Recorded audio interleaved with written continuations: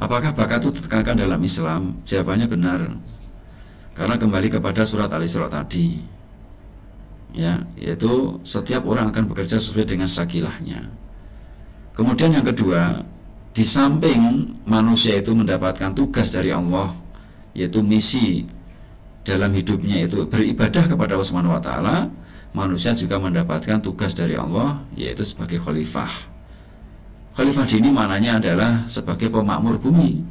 Sebagaimana firman Allah Subhanahu wa taala, "Wa ansa'akum minal ardi wastamarakum fiha."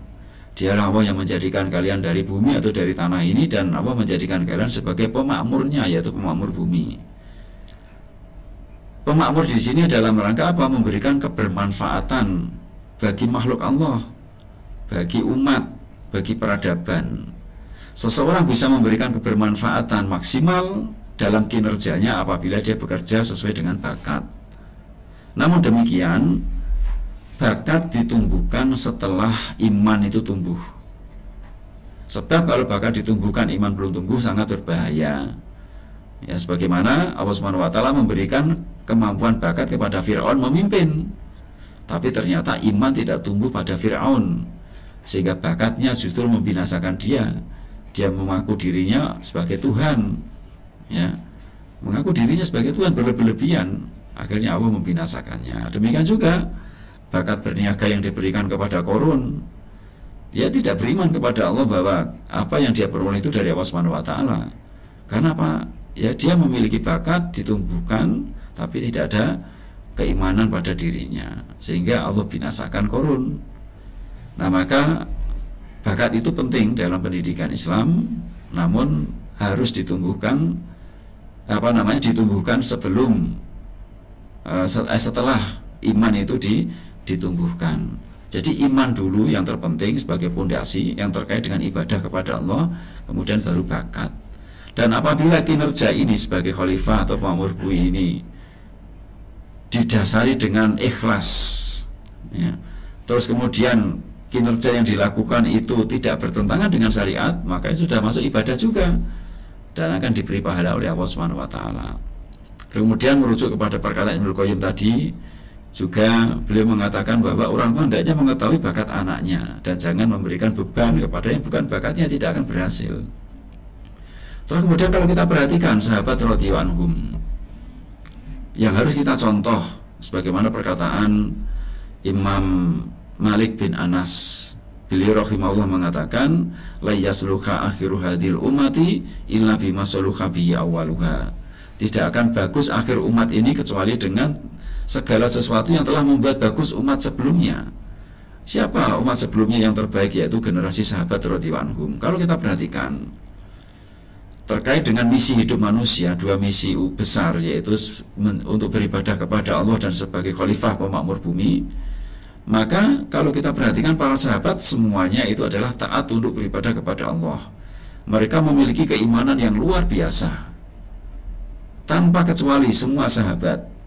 Namun di sisi lain, para sahabat memiliki peran yang berbeda-beda di dalam berdakwah bersama Nabi Shallallahu Alaihi Wasallam. Sebagai contoh, sahabat Zaid bin Thabit, walaupun dia masih muda belia, beliau mendaftar perang untuk ikut perang Badar. Tidak diterima oleh Nabi karena apa? Badannya kecil, pedangnya lebih panjang daripada tinggi tubuhnya, sehingga Nabi menolaknya karena khawatir nanti dia akan terbunuh dan belum mampu untuk berperang. Akhirnya setelah dia pulang dan dia merenung, ternyata dia memiliki bakat dalam bidang bahasa. Akhirnya Zaid bin Thabit ikut berdakwah bersama Rasulullah, bukan sebagai panglima perang, tetapi dia sebagai penerjemah dan penulis Rasulullah Shallallahu Alaihi Wasallam. Di sisi lain ada sahabat Abdurrahman bin Auf. Beliau banyak berperan dalam dakwah Nabi Sallallahu Alaihi Wasallam dengan hartanya. Hasil dari apa? Dari perdagangannya. Beliau sangat ahli dalam bidang berdagang. Kemudian di sisi lain sahabat Ibnu Abbas, yang disebut ulamanya para sahabat. Berbeda dengan Abdurrahman bin Auf yang seorang pedagang, beliau adalah ahli ilmu diniyah. Ya, ahli ilmu diniyah, yaitu dalam hal ini ahli ilmu tafsir. Dalam hal ini bukan berarti antara Abdurrahman bin Auf dan sahabat Ibnu Abbas itu berarti karena Ibnu Abbas itu bidang bakatnya, yaitu sakilahnya di bidang ilmu din, kali ini sudah ke spesialisasi, itu berarti Ibnu Abbas derajatnya lebih tinggi dari Abdurrahman bin Auf? Tidak, karena mereka berdua dan sahabat yang lain pun itu adalah sangat tunduk patuh beribadah kepada Allah Subhanahu wa Ta'ala, tapi peran mereka beda-beda. Ibnu Abbas sebagai ilmu diniyah, kemudian Abdurrahman bin Auf sebagai pedagang. Namun demikian, kalau kita perhatikan, ternyata Abdurrahman bin Auf itu termasuk 10 sahabat yang dijamin masuk surga. Padahal beliau itu bukan ahli ilmu diniyah seperti Ibnu Abbas. Beliau hanya seorang pedagang. Karena apa? Ya mungkin karena keimanannya, kemudian dalam berdagangnya digunakan untuk berdakwah bersama Nabi SAW. Dan masih banyak sahabat-sahabat yang lain yang bakatnya itu unik, nggak ada yang sama. Termasuk sakilah yang dimiliki sahabat Umar bin Khattab. Sahabat Umar bin Khattab radhiyallahu anhu sebelum masuk Islam beliau keras, dan setelah masuk Islam Rasulullah tidak memerintahkan lembutlah kamu Umar seperti Abu Bakar, tidak. Umar tetap keras karena itu sakilah.